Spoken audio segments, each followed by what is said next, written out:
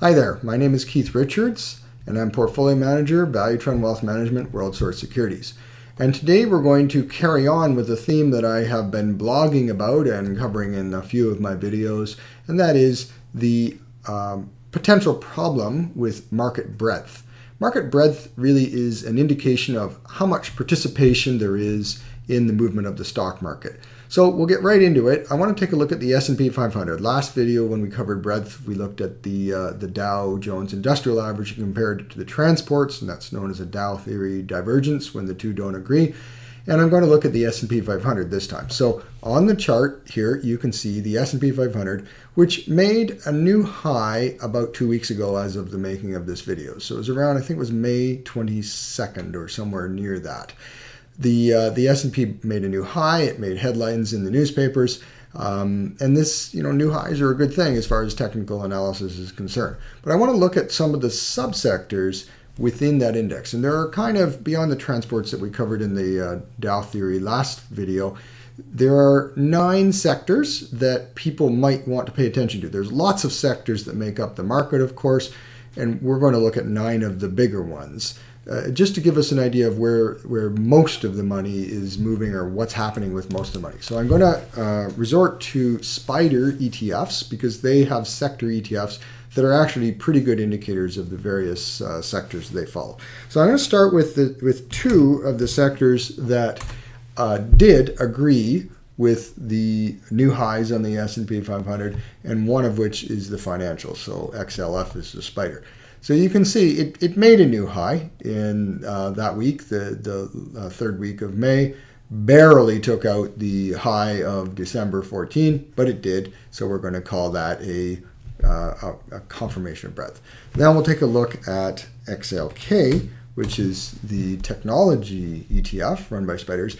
Its new high that was made in May, as you can see, was quite a bit more definitive than the financials. It definitely made a new high and left the old peaks in its dust, so to speak. There was no doubt about it. XLK was a big mover in this market and probably was a big factor to like the technology stocks were a big factor in moving the overall index. Now we're going to take a look at a couple of the real dogs, and I probably don't have to tell you that energy has definitely not been making new highs, nor has utilities. So you can see that there's definitely no new highs here. Both of these are basing. Utilities, as you can see, are basing. Doesn't mean they're particularly bearish at this point. In fact, after a downtrend, you tend to get a base before a breakout, but they're definitely not confirming the new highs that were made on the S&P 500. Not quite as bad looking, but still a sector that did not confirm was the materials sector, metals, materials, and you can see there's our high in May, but it definitely was not ahead of the March highs. So, so far we have 2 sectors of the 9 that are up, and another 3 that were not making new highs. Let's take a look at some of the other ones. So we'll take a look at the industrials. This is not exactly the same mix that the Dow Industrials has. It's more of a pure industrial index, actually. And we can see that the SPDR's industrial the high made in May definitely was not as high as the old high, which was February of this year. We'll take a look at the XLY, which is the discretionary stocks, and you can see the high in late May was not as high as the high in April. And last but not least, XLP, which is the staples sector. And you can see the high in May was more or less flat, if not somewhat behind the highs that were made in March and in January of this year.